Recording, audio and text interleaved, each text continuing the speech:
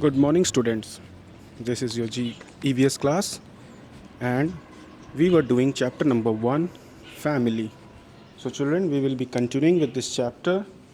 So, in this chapter, we have already discussed what is family and the most important points included in this chapters. That is the importance of a family, types of family, and relationship within families. Relationship within families means you are related to the other person in the family by what name, okay? Like your father. So your father, you and your father have a relationship of father and son, okay? Your sister, your relationship will be brother and sister. Your mother, relationship will be mother and son, or mother and daughter. So, in the same way, we will be doing this in this chapter. We come to the next page. There is the heading Joint Family. Now, in this paragraph, we will be learning that what is joint family. I have told you earlier also that the family in which there are more than a group of persons in which there are more than one family, okay, that is a joint family. So a joint family is a large family. The grandparents, parents, and children all live together. In some joint families, uncles, aunts, and their children also live together. The children of uncles and aunts are called cousins, okay. For example, uh, there is a person, he have two children, both are both are his son, okay. So when they grew old, so both sons get married, so both of them have their wives. Now after marriage, they have their children also, so both the sons have their children also now. So they have developed us two families, okay. The first person was, for example, Ramesh, and the second person was Suresh. Now Ramesh has again two children, and Suresh has again two children. Now, so their total number of persons in the family will be, there was one person who has two children, then they got married, so though two wives, then again two children. So this becomes a joint family, okay, where more than a group of person, where more than one family lives, is called a joint family, ठीक है. Now if the in a joint family, uh, there is a person or a child who is the son of Suresh. I said Suresh. Now his cousin will be the son of Ramesh. Okay, like this, they both will be having a relationship of cousins. For example, मैं आपको बताता हूँ, like you, आपके जो पापा होंगे, पापा के जो भाई होंगे मीन्स आपके चाचा, तो जो चाचा होंगे उनके जो बच्चे होंगे वो आपके कज़न्स होंगे, ठीक है. तो इस तरीके से आपको समझना है.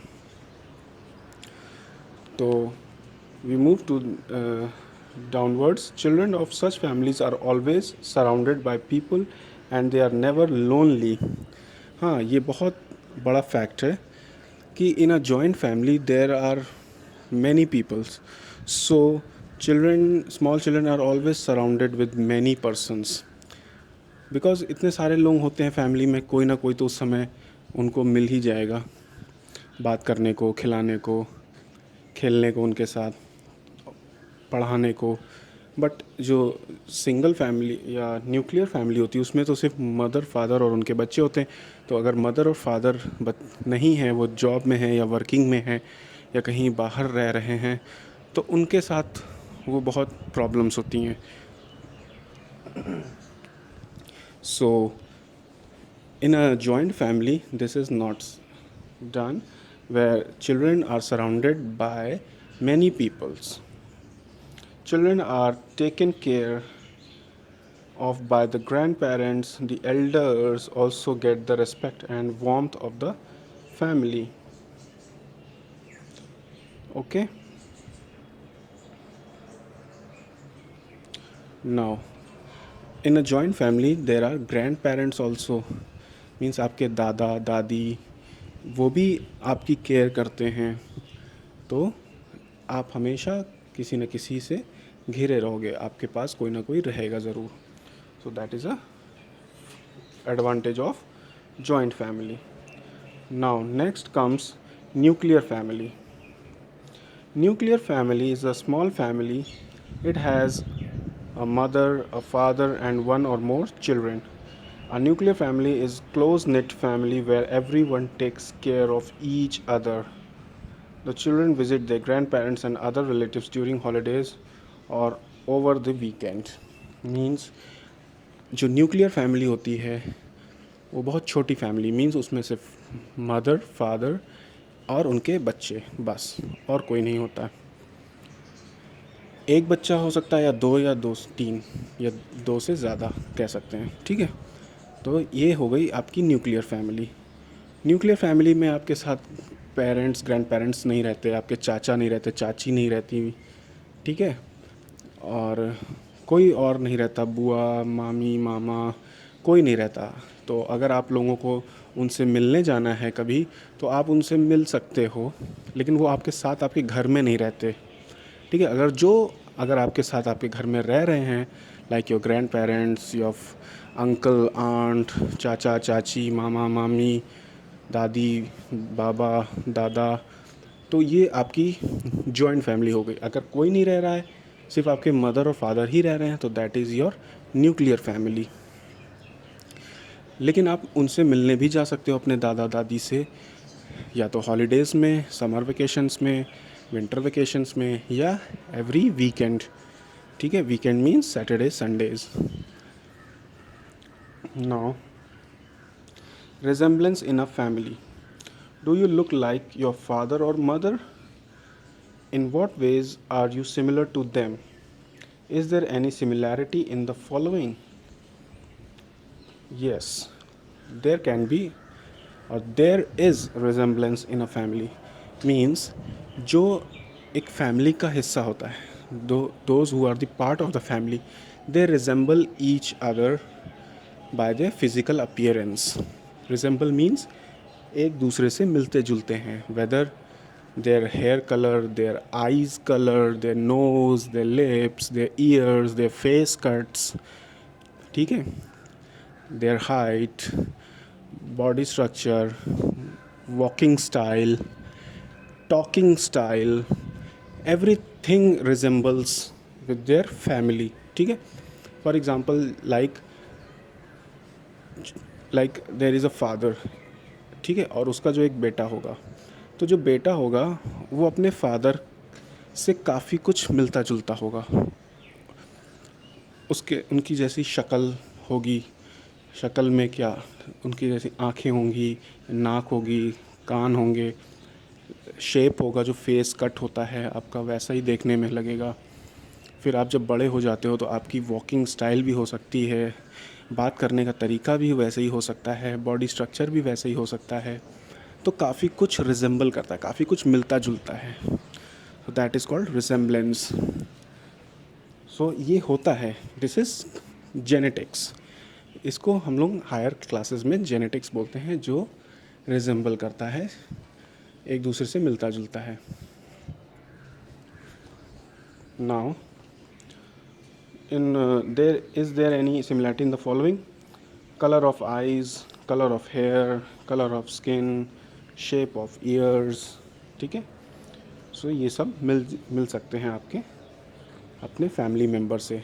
किसी बच्चों के मम्मी से मिलते हैं, किसी के पापा से मिलते हैं, किसी के दादी से, नानी से, किसी से भी आपके रिजेम्बलेंस हो सकती है. आपकी फैमिली में, आपकी जॉइंट फैमिली में आपकी रिजेम्बलेंस या आप किसी से भी मिलजुल सकते हो. Not out of the family, only with in the family. Often children look like one or both of their parents. Brothers and sisters may also have similarities. Sometimes two brothers or sisters may look exactly the same. Such children are called twins. Now, कभी कभी ऐसा हो जाता है कि जो बच्चे होते हैं वो इतना ज़्यादा एक दूसरे से रिजेंबल करते हैं, मीन्स एक सिमिलर हो जाते हैं कि वो बिल्कुल भी उनके अंदर डिफरेंस निकालना पता ही नहीं चल सकता. हम डिफरेंस ही नहीं निकाल सकते कि he is different from him और she is different from her. तो उसमें उस केस में उन बच्चों को क्या बोलते हैं हम लोग? ट्विन्स बोलते हैं, जो बिल्कुल आइडेंटिकल होते हैं. ठीक है, दोनों की शक्लें एकदम सेम होती हैं, हाइट सेम होती है, कलर सेम होता है. Skin colour means everything is same. Hair colour, hair texture, quality of hair, quality of skin, बोलने का तरीका, बात करने का तरीका, चलने का तरीका, सब कुछ सेम होता है. तो those children are called twins. और ये ट्विन्स बेटा और बेटा भी हो सकता है, बेटा और बेटी भी हो सकता है, मीन्स सन और दी अदर सन, सन और दी सिस्टर, सन और daughter, daughter and daughter. Okay, तो कुछ भी हो सकता है. दो डॉटर्स हो सकती हैं ट्विन्स, सन एंड डॉटर हो सकते हैं ट्विन्स, और सन एंड सन हो सकते हैं ट्विन्स. तो कुछ भी हो सकता है. So children, there is an activity you can do. Name of the family member, you can write name of the family member in the first column. Then relationship you have to write in the second column. What relationship do you have with that person? Then age of that person. ठीक है, उस person की as आपको लिखनी होगी. Colour of eyes उसका लिखना होगा. और similarities with you if any, अगर आपकी उनके साथ कोई सिमिलैरिटी है. तो name of the family member means आपकी फैमिली में जो फैमिली होंगे मेम्बर होंगे उन्हीं के नाम लिखना है. ऐसा नहीं कि जो फैमिली में नहीं उसके नाम लिख दिया आपने. Like your if you have grandfather, grandmother, उनके नाम लिखिए. मदर फादर की लिखिए. If you have aunt uncle means चाचा चाची, तो उनके भी लिख सकते हैं आप. ठीक है, फिर कज़न्स हैं तो उनके लिख सकते हैं आप.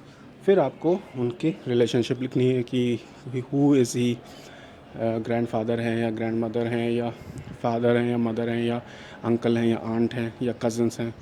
फिर उसके बाद आपको उनका एज लिखना है, कलर ऑफ आइज़ लिखनी है, और सिमिलैरिटीज़ विद यू, उनके साथ आपकी सिमिलैरिटीज़ क्या हैं. जैसे कि फादर के साथ आपकी क्या सिमिलैरिटी है, मदर के साथ आपकी क्या सिमिलैरिटी है, आप कैसे उनसे मिलते जुलते हो, दिखते हो, कैसे दिखते हो, ये सब चीज़ आपको लिखनी है.